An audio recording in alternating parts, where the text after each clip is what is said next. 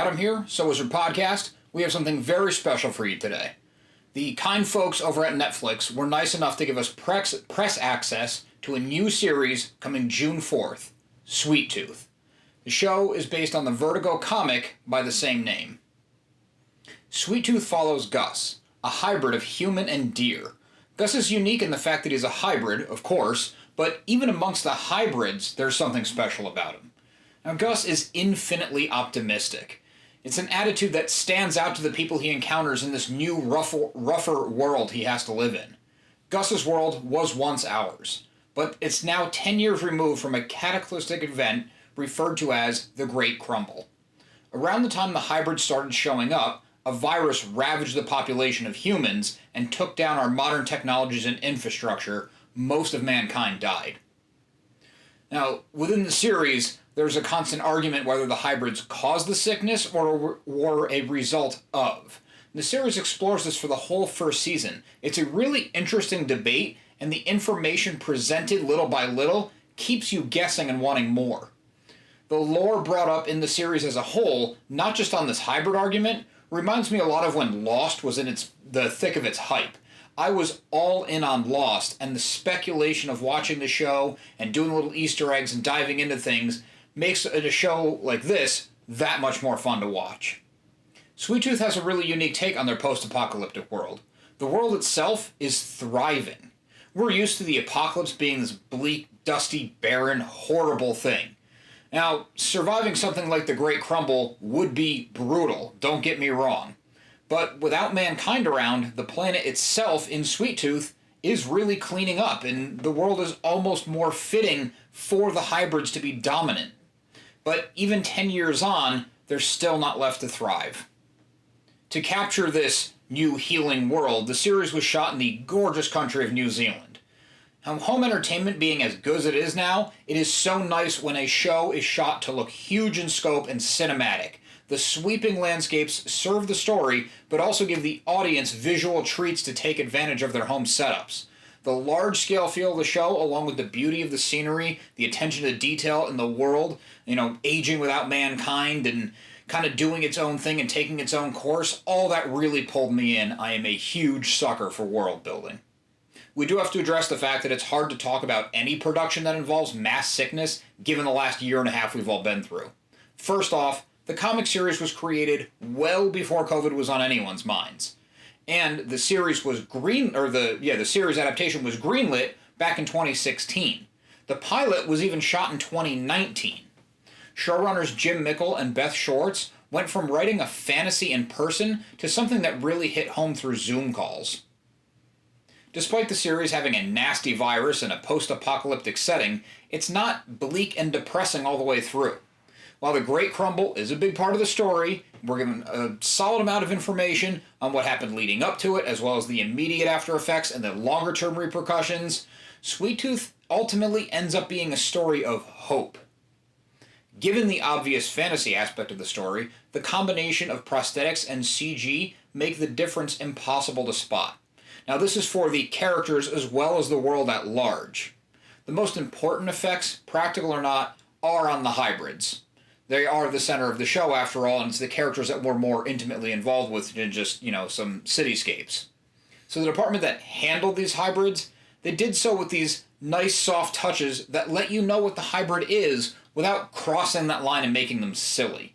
Just taking Gus, the main character, as an example, he has just enough to let you know that he's both boy and deer.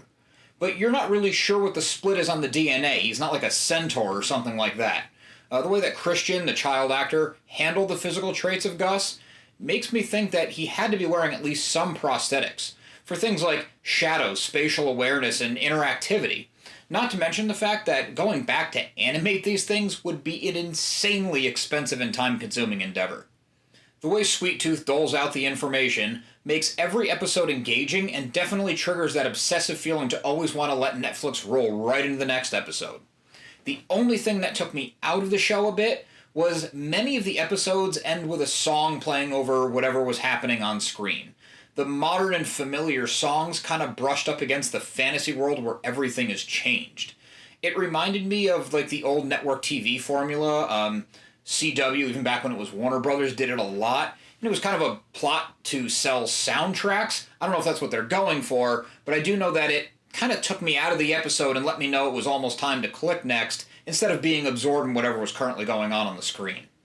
There are a ton of threads, both for the story and for the world, delivered even before the end of the second episode, that it made me ravenous to find out what it all meant and how it all fit together. I was only going to watch 2 or 3 and try to record an honest video, since I'm not going to give you spoilers on the ending anyway, and ended up just going all the way through because I couldn't stop. Without clunkily explaining exactly how all of these aspects fit and tie together with big exposition dumps, we get this nice guiding hand to put the pieces together ourselves. Sometimes we learn things through Gus's eyes, but a big part of the learning of the world itself is that these small, almost throwaway comments and actions by the other characters. They wouldn't be thinking, hey, how does this world operate? They live in it every single day. They're just trying to get by. So through their natural actions, we get the pieces we need. There's this trend in our modern world of TV shows, modern world of storytelling, where you jump right into the action, and then towards the end of the season, drop the background that now the audience is hooked on. Especially in the age of binging, this is kind of important to get people in. There was never a point where I felt lost, so sticking with it wasn't hard, but it was cool to have everything filled in and seeing all the pieces fall into place before the end. The full cast list can be found on Netflix show's page. There's a link down in the description, so make sure you check that out. But I did want to make a few specific mentions to a few characters and actors that I had strong thoughts on or connections with. First off, James Brolin's got a great voice. He narrates parts of the story. Now, narration is a storytelling tool that doesn't feel entirely necessary even in this case, but it's not overdone or relied on to get information across. The benefit to this narration is that it gave the whole fantasy series more of a storybook feel, which takes some of the bleakness out of some of the harsher realities when things are kind of getting real, for lack of a better term.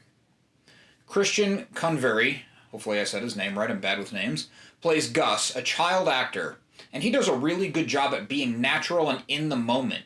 Far too many young actors still really put an emphasis on playing a character and not embodying one. His acting chops in this are especially impressive given the larger-than-life aspect of the series, not to mention the fact that he was wearing at least partial prosthetics to get the hybrid look, and we don't know what he was acting against because so much of this world might have been added in post.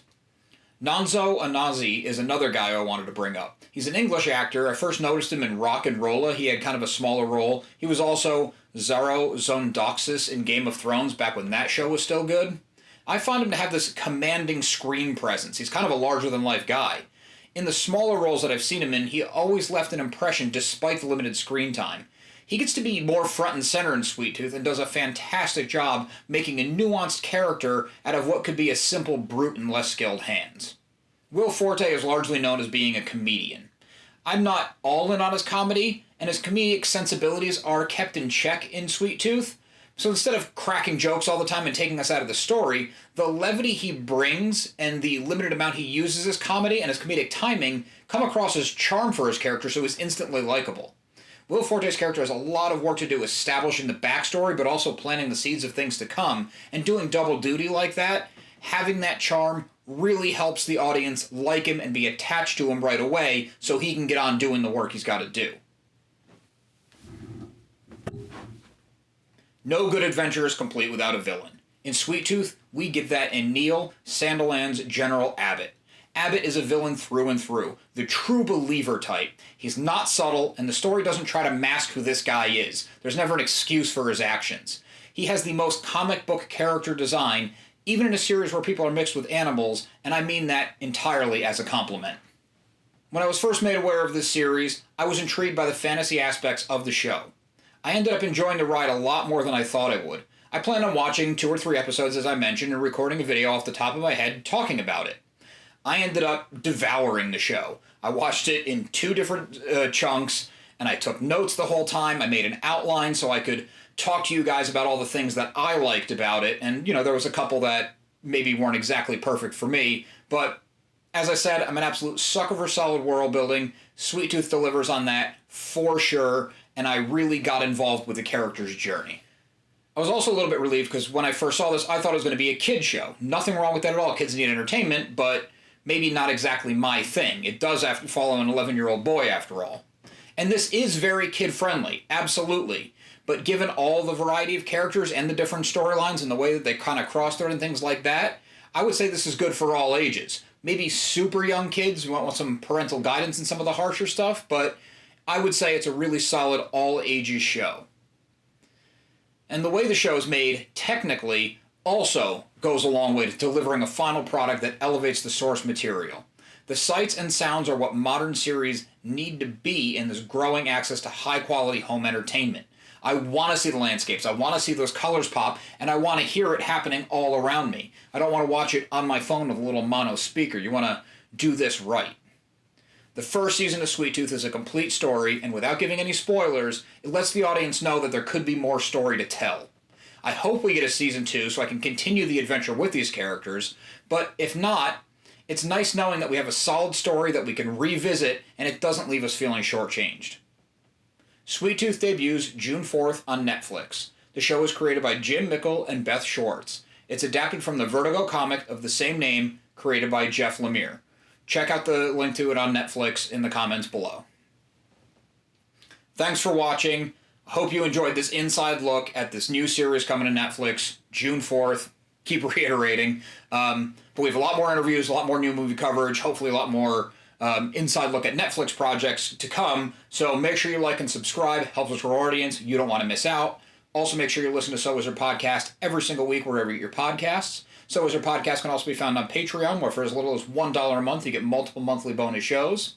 SoWizardPodcast.com is your resource for reviews, recommendations, videos, merchandise, and more. We love hearing feedback. Drop something in the comments. Leave us something on social media. Have you read the Sweet Tooth comic? Will you be watching the show when it comes out? If you're watching this after the show had came out, let us know what you thought about it. I'd love to dive into some of this lore with fellow fans. And on a more personal note, a good friend and I released a comic book at the beginning of this year. It's called Social Studies. I made this cool high-energy teaser to kind of show it off a little bit. So I hope you enjoy, and if you have time, make sure you check it out at socialstudiescomic.com. Thanks.